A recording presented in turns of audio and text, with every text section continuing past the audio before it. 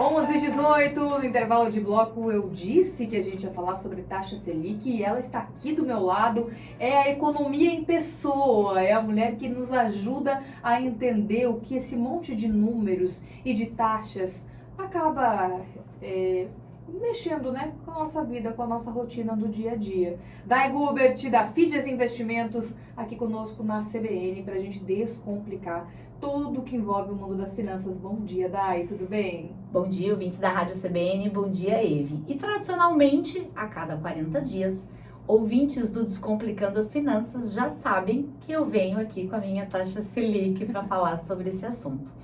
Ontem foi o que a gente chamou de super quarta.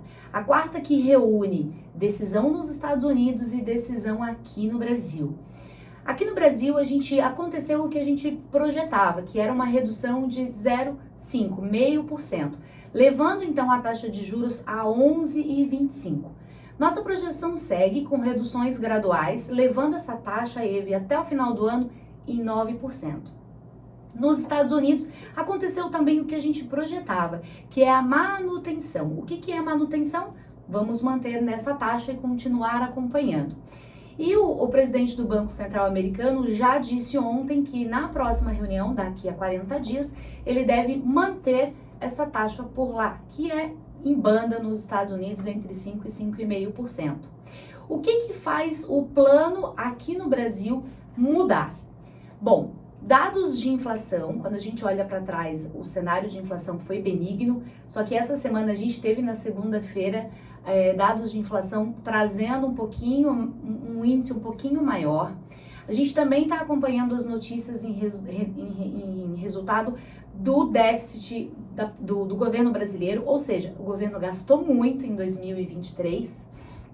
E quando a gente olha Brasil e mundo, eleições nos Estados Unidos, conflitos acontecendo e a gente acompanha a taxa de juros por lá. Então, Eve, se esse cenário caminhar bem, a gente continua para essa redução de 9% no final do ano. Agora, essa taxa Selic Brasil com redução 11,25 é bom para quem? Quem que se beneficia e que tipo de atenção é necessário? O que você tem um panorama para nos trazer? Na verdade, taxa de juros caindo, o investidor de renda fixa, ele acaba sendo remunerado um pouco menor, né? A remuneração acaba reduzindo.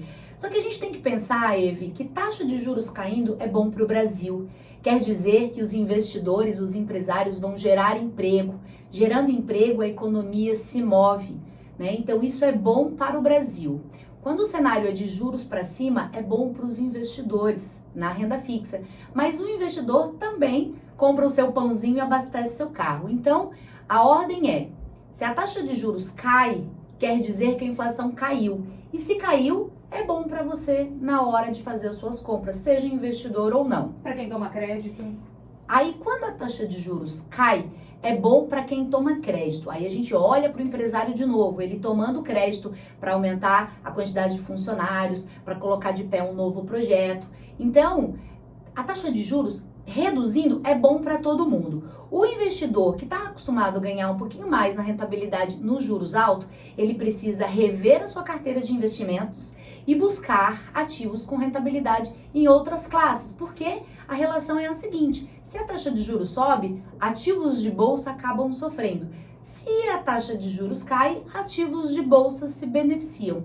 A gente continua olhando para as carteiras, Eveline, com alocação, inflação mais uma taxa. Os ativos que são rentabilizados por inflação mais uma taxa, eles conseguem atravessar esse cenário de juros para cima, juros para baixo. É a melhor forma do investidor proteger o seu dinheiro contra a inflação. E daqui a pouquinho a gente vai falar numa entrevista sobre algo que também mexe com o bolso aí do catarinense, que é o preço de combustíveis, porque nós tivemos um aumento. O mês de fevereiro está começando com um reajuste. Então a gente até vai conversar aqui com o presidente do sindicato dos postos de combustíveis da Grande Florianópolis para entender esse novo panorama e o que está embutido nesse novo preço. Porque tem um monte de coisa que vem, né? O preço do combustível, por exemplo, ele tem várias dessas taxinhas aí que você gosta de conversar conosco. E quando a gente fala de conflito acontecendo lá fora, parece que é problema dos vizinhos lá do outro lado do mundo. Não é.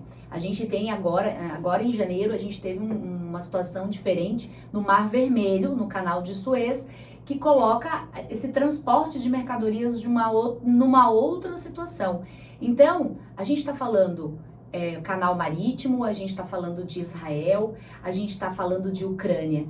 Tudo isso fala de petróleo e isso tudo gera um risco de aumento porque existe o risco da escassez. E aí o mercado antecipa ele, então ele aumenta. E o Brasil, ele precisa seguir os padrões internacionais, porque afinal de contas é dolarizado. E aí vem aquela situação que a gente falou lá no passado, a equiparação internacional. Senão é o governo que tem que bancar essa diferença para o consumidor. E isso gera endividamento da máquina pública. É aquilo que a gente diz, né? É difícil, às vezes, para quem não lida diretamente com isso, você trabalha especificamente com o mundo financeiro.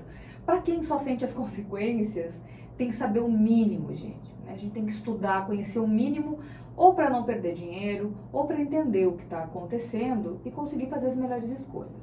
Se adaptar a essa condição de imposto, de combustível mais caro ou não, né? Também tem isso. Muito bem. E lá na Fídias Investimentos, muitas vezes vocês dão dicas, vocês trazem também esses conteúdos, né?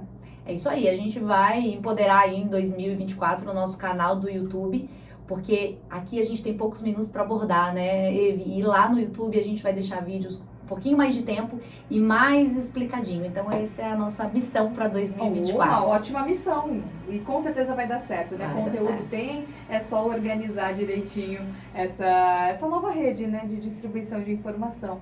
Dai, que bom ter você aqui conosco, viu? Chegou de São Paulo direto aqui para o nosso papo. Desculpa, ontem eu não consegui vir, semana que vem, na outra eu estarei viajando, mas eu enviarei os vídeos para que o ouvinte possa se manter informado em relação à economia aqui no mundo. Obrigada, viu? Boa quinta-feira para você. Até semana que vem. 11h25, daqui a pouco a gente volta com outras entrevistas então.